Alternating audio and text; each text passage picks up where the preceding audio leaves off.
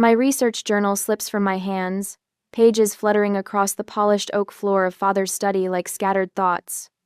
The family portrait, freshly delivered and propped against his massive desk, tells the story without a single word. There I am, or rather, there I barely am, a figure painted deliberately in shadow, almost blending into the dark mahogany paneling behind the family. Father stands proud and centered, Mother elegant beside him, and Vivienne radiates in a splash of golden light that makes her the unquestionable focal point. "Oh, Celine. I didn't realize you were in here." Mother's voice floats from the doorway. I don't turn immediately, my eyes fixed on the artist's note in the bottom corner, as requested by the Hammond family, central focus on Vivienne. The words burn into my vision. "The portrait arrived early," I say, my voice steadier than the trembling in my fingers, "just in time for tonight's dinner celebration." Mother glides into the room, her practiced apologetic smile in place, the one that never reaches her eyes. She stands beside me, admiring the portrait with a satisfied nod. "Margaret really captured our essence, don't you think?" Our essence, as if my near invisibility is somehow essential to who we are as a family. 3 weeks ago, we sat around the dining table discussing this very portrait. Father's voice boomed across the imported tablecloth. "Vivienne will be featured prominently as the face of Hammond Industries' future." No one questioned it. No one looked my way. Later, as we dispersed, Mother caught my arm. "Wear something simple for the sitting, dear," she'd suggested, voice honey-sweet, "so you don't distract from your sister." Now, staring at the finished product, I understand what something simple really meant. Become the wallpaper. Why am I deliberately diminished in the portrait? The question leaves my lips softly, not as an accusation, but a genuine inquiry. My 32 years have taught me that direct confrontation only makes them defensive. Mother sighs, straightening a pearl earring. "Don't be dramatic, dear. We all have our roles, yours just isn't in the spotlight." The casual cruelty lands like a physical blow. 30 years of similar dismissals flash through my mind. Science fair victories unacknowledged, research breakthroughs met with polite disinterest, achievements systematically overshadowed by Vivienne's more marketable accomplishments. My hands stop trembling. With deliberate calm, I reach for my phone and snap a photograph of the portrait. "What are you doing?" Mother asks, a note of alarm in her voice. Before I can answer, Father's footsteps echo in the hallway. He strides in, eyes immediately lighting on the portrait. "Excellent. It's here."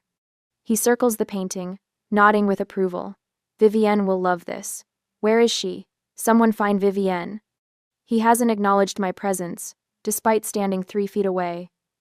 Mother shoots me a warning glance, silently commanding me not to create a scene before tonight's unveiling ceremony. I bend down to gather my scattered research papers, my movements unhurried and methodical. This portrait isn't a surprise, it's merely physical evidence of what I've always known. I am the Hammond who exists in the margins, allowed a place in the family provided I don't ask for equal light. Father continues discussing the portrait's placement for the ceremony, planning the optimal lighting to showcase Vivienne's prominence. If I speak up now, object to my treatment, I risk losing even this tenuous connection to my family. The foundation grant that partially funds my research hangs in the balance. Father never makes explicit threats, but consequences have always followed disobedience. I tuck my journal under my arm and straighten my spine. The realization settles over me with strange clarity. This portrait is nothing new. It's simply the first time they've made visible what has always been true. They see me as a shadow, an afterthought to the golden child. The question now is whether I'll continue to accept that role. And for the first time in 32 years, I'm not certain that I will. Half an hour later, my fingers hover over the doorknob to Vivienne's study. I need to borrow her leather portfolio for tonight's unveiling, a simple errand that shouldn't require the deep breath I'm taking. Through the mahogany door, her voice carries with practiced projection. "Yes, just feature me and Dad in the magazine, spread my sister isn't really part of the company narrative." My hand falls away from the door as if burned. Blood rushes from my face, leaving numbness in its wake. I steady myself against the wall, swallowing hard against the sudden acrid taste in my mouth. "We want to focus on the direct line of succession," Vivienne continues, voice honey smooth.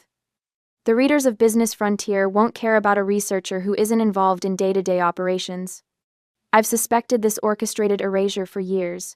felt it in sideways glances and conversations that stopped when I entered rooms. But hearing it stated so plainly, so casually as if my exclusion is merely practical rather than deliberate, makes my knees weak. The words echo in my head as I walk woodenly back to my room. Every memory reshapes itself. The company newsletter that mentioned Vivienne's community service but omitted my research breakthrough. The annual reports where my contributions vanished between drafts. Father's introductions where I became my other daughter while Vivienne received her full credentials. Not accidents, not oversights, policy. Later that night, the pre-unveiling dinner stretches before me like an elegant minefield.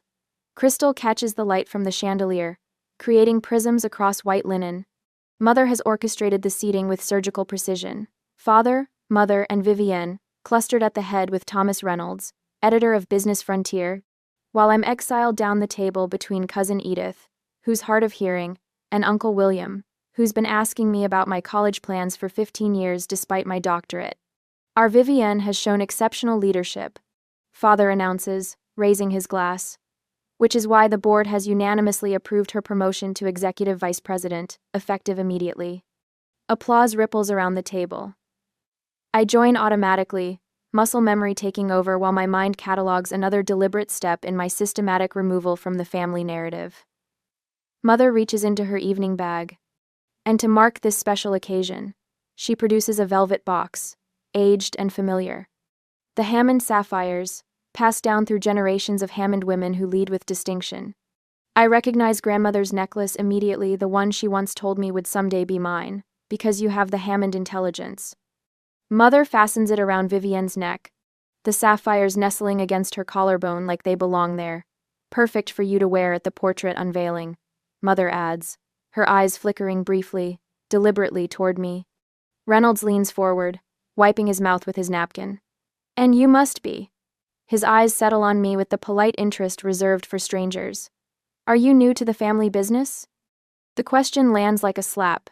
I've attended every company function for years.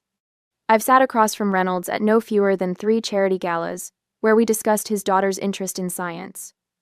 This is Celine. Vivienne interjects before I can answer. My sister. She does some research that the foundation supports. Some research. As if mapping neurological responses to targeted treatments is a hobby rather than my life's work. How lovely, Reynolds says, already turning back to Father. Later, Mother corners me near the dessert table, her voice low beneath the clink of silverware. I notice you've been rather quiet tonight. Just observing. I reply, selecting a chocolate truffle I have no appetite for. Good. Her smile doesn't reach her eyes. Remember that the Foundation Grant Review Committee meets next month. It would be unfortunate if your funding faced reconsideration because of any drama tonight. The threat is velvet-wrapped but unmistakable. My research facility lease, my team's salaries, years of work all tied to family funding that could vanish with a word.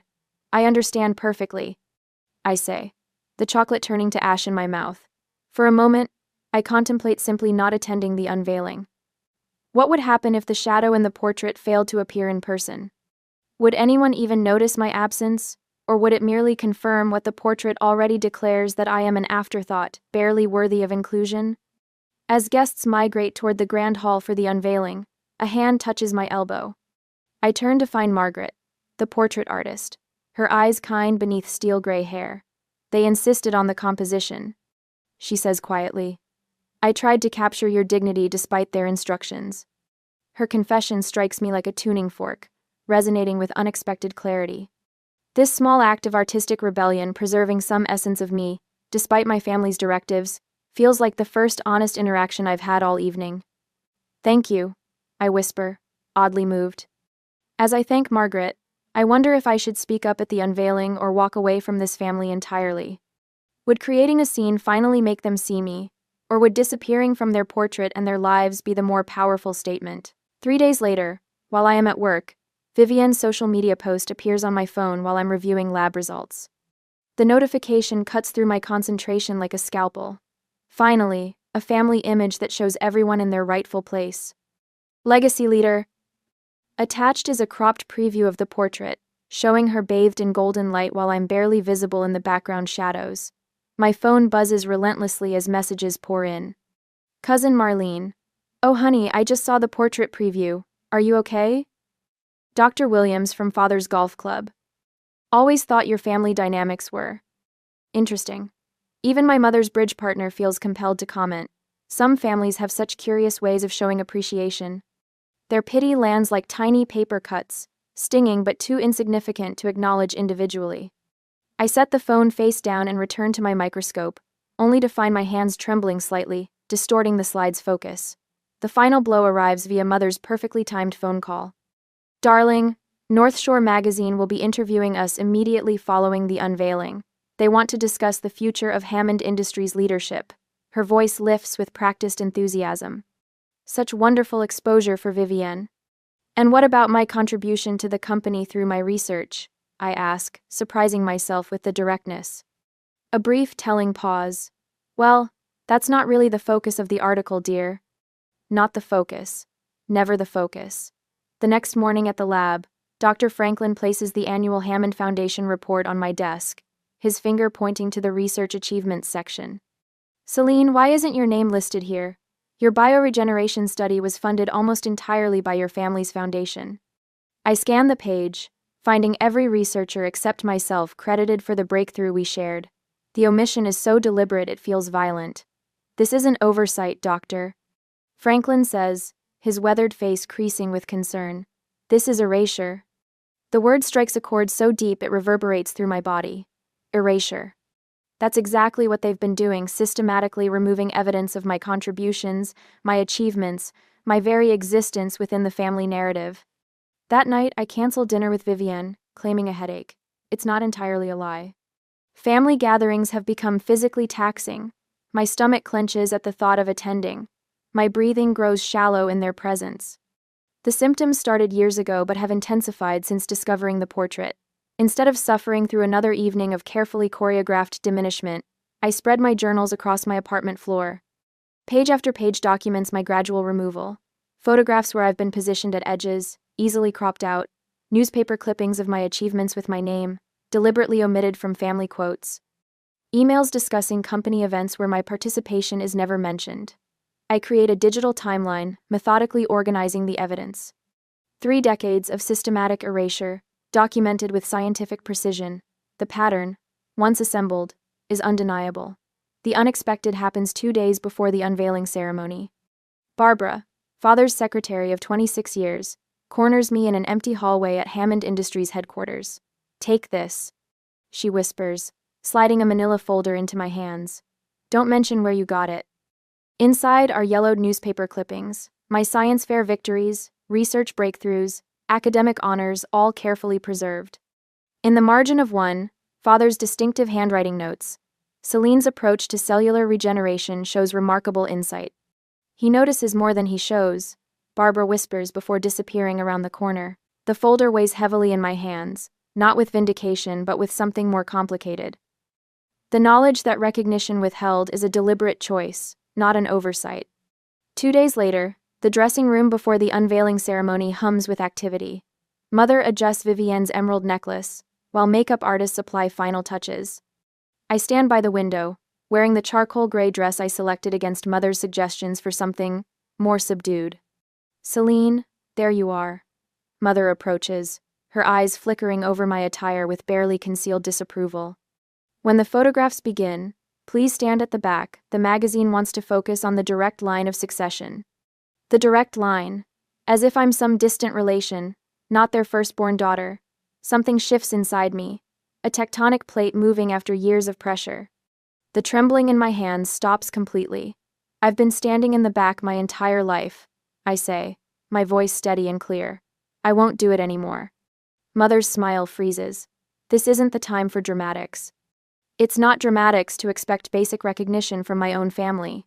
The words flow easily now, as if they've been waiting years to emerge. I'm Hammond Industries research director.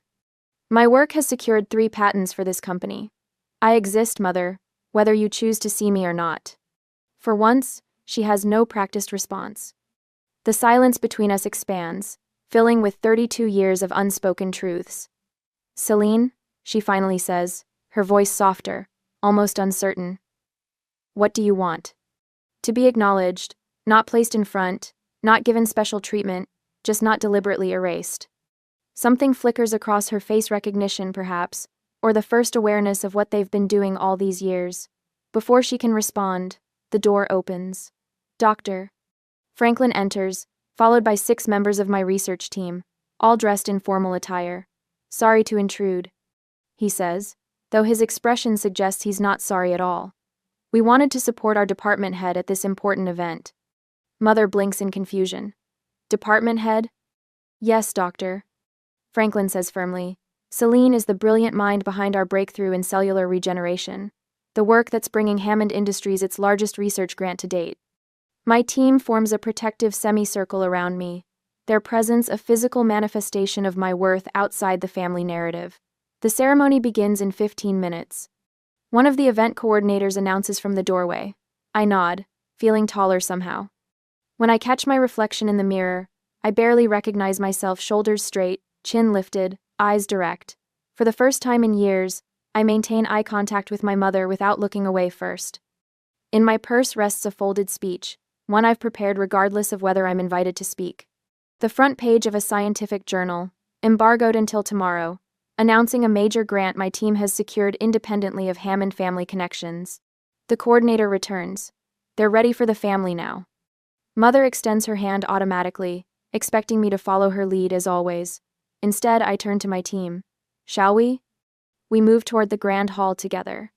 As the unveiling ceremony begins, I take an unexpected seat in the front row, instead of my assigned place in the back, feeling the weight of stares, my family's confusion, my colleagues' approval.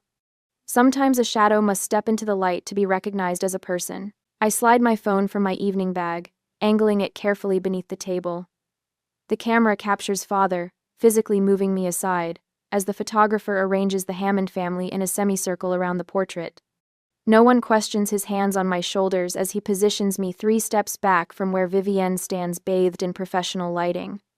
Perfect, the photographer calls. Now just the immediate family.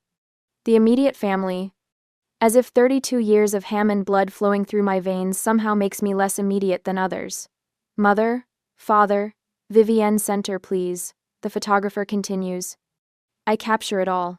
Every dismissal, every erasure. The shutter sound remains off as I document my systematic removal from my own family narrative.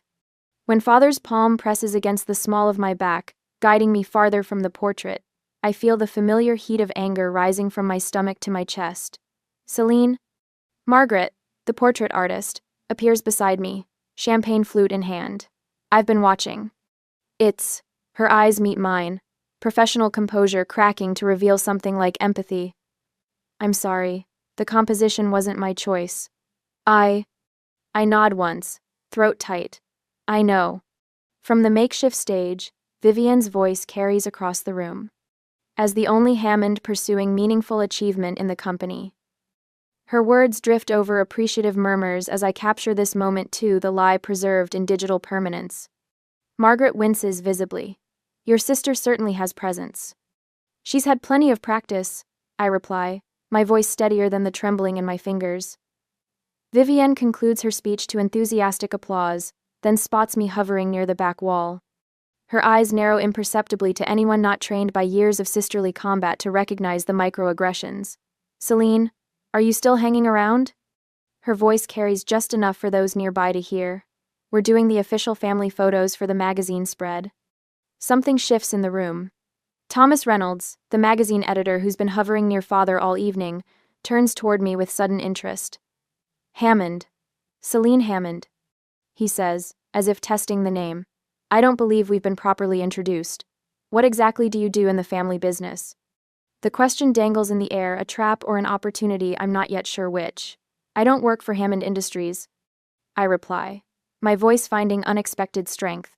I lead biomedical research at Northridge Institute. We're developing targeted protein therapies for neurodegenerative conditions. Reynolds' eyebrows lift. Protein therapies? Like the work that won the Lasker Award last year? Similar approach, different application.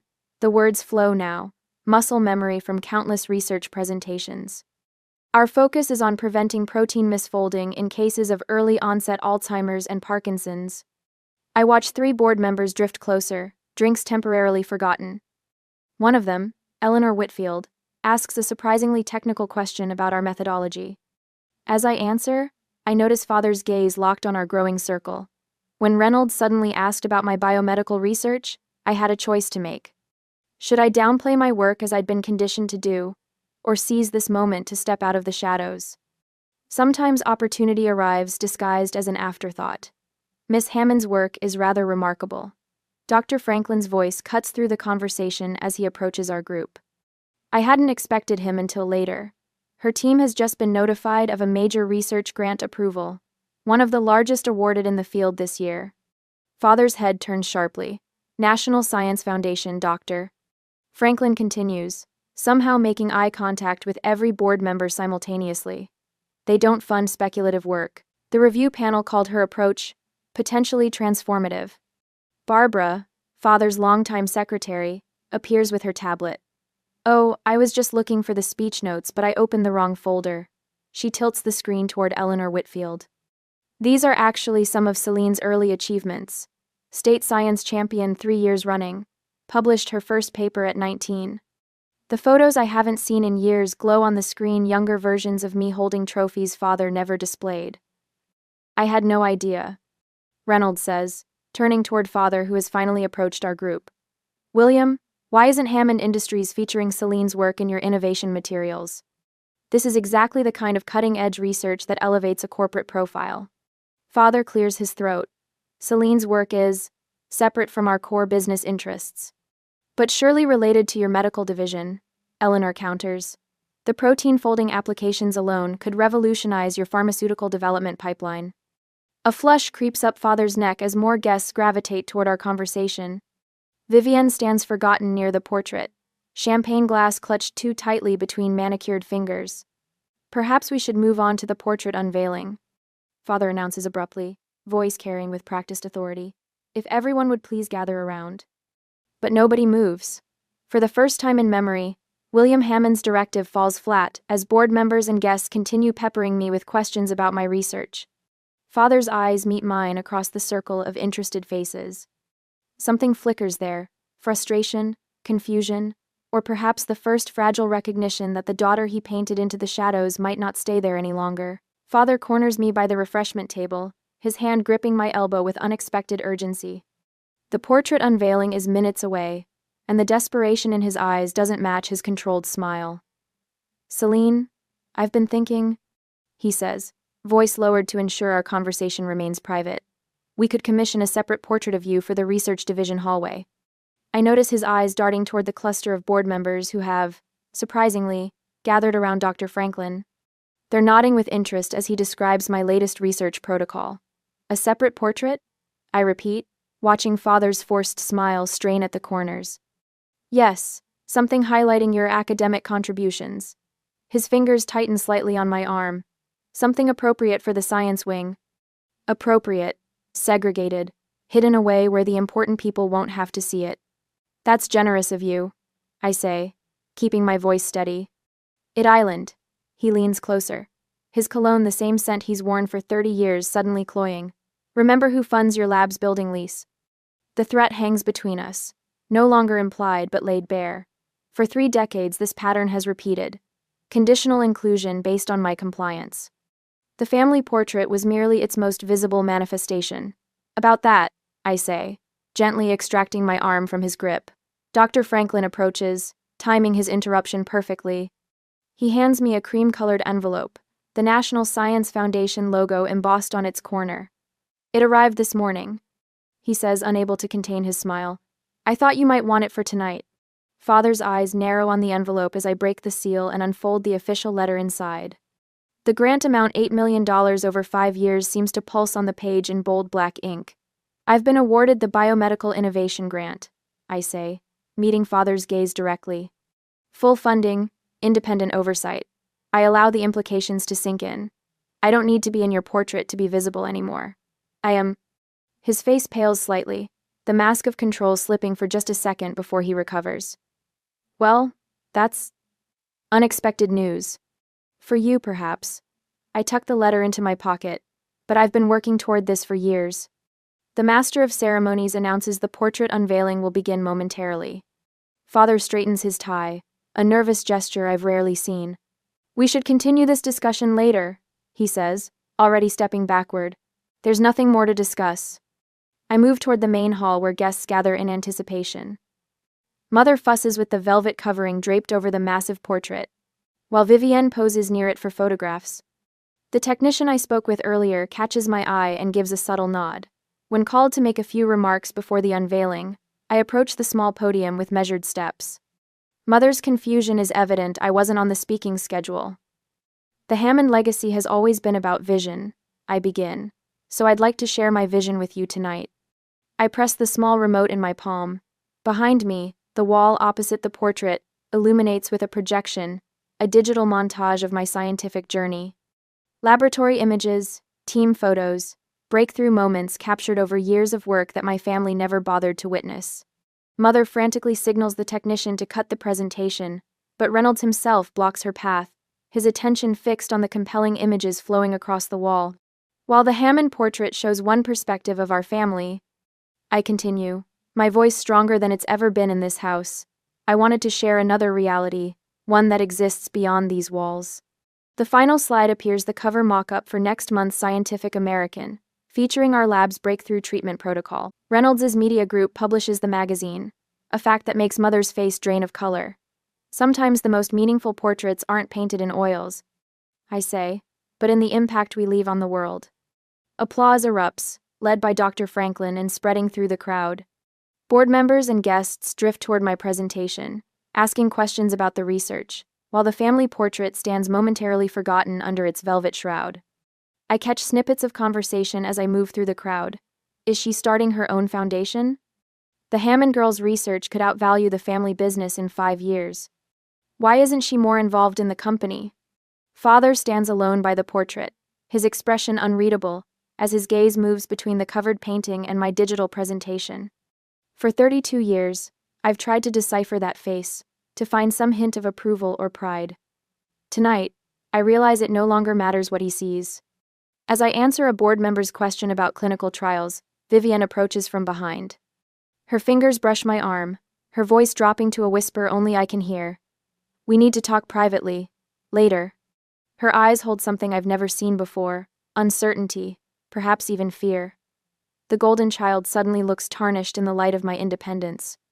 I simply nod and turn back to my conversation, leaving her to wonder what I might say when we finally speak as equals. 6 months after the portrait unveiling, I stand before 24 investors in my expanded research facility. The polished presentation remote feels natural in my hand now, no trembling, no hesitation.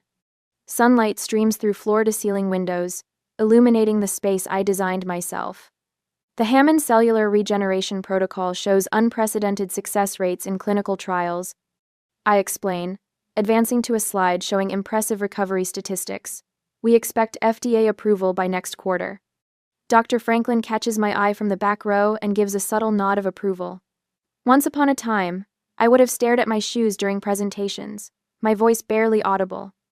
Now I command attention with the quiet confidence that comes from being truly seen. Behind my desk hangs a wall of meaningful milestones, my research awards displayed prominently alongside a small, tasteful photo of my parents.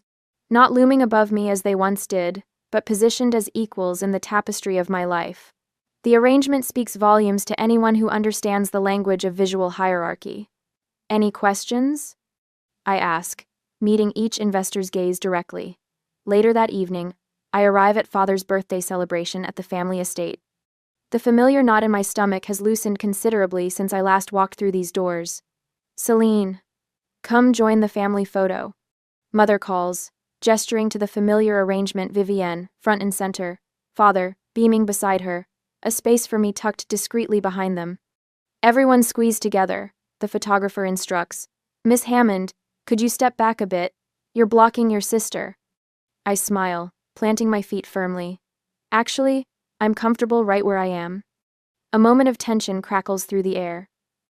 Mother's eyes widen slightly. Father's jaw tightens, the subtle family signals I've decoded over decades.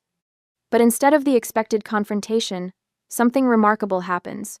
Father shifts slightly to create space. Mother adjusts her position, The photographer recalibrates. The world doesn't end. The portrait simply reconfigures around my presence rather than my absence. Perfect, says the photographer, capturing the new family constellation. The following week, Margaret raises her glass across a small table at Romano's, my favorite restaurant, Dr. Franklin, Barbara, and I join in the toast. To being seen clearly by those whose vision matters, Margaret says, her artist's eyes crinkling at the corners. Barbara, who slipped me that folder of newspaper clippings all those months ago, adds, I knew you had it in you. And Dr. Franklin simply nods, the mentor who recognized my brilliance long before I fully claimed it myself. 2 weeks later, in a sun-drenched studio across town, I sit for my own portrait. The artist captures me in my natural habitat, my lab coat draped casually over a chair, my research team visible through a glass partition, engaged in the work that gives my life meaning. The Science Leadership Conference called again. My assistant mentions as I review the preliminary sketch. They're hoping you'll deliver the keynote. I notice a young researcher hovering by the door, clutching a journal article. The third this month seeking mentorship from the woman who refused to remain in the shadows. Back in my office that evening, I open a small package that arrived earlier. Inside is a miniature version of the infamous family portrait that once crushed me. I place it on my desk, not centered, not prominent, just one small frame among many. As I arrange it between my latest publication and a photo of my research team celebrating our breakthrough, I wonder if true freedom comes from winning acceptance from those who once diminished you, or from no longer needing it at all. What would you choose? To keep trying to be seen by those who've overlooked you, or to build a life where new eyes appreciate your full worth?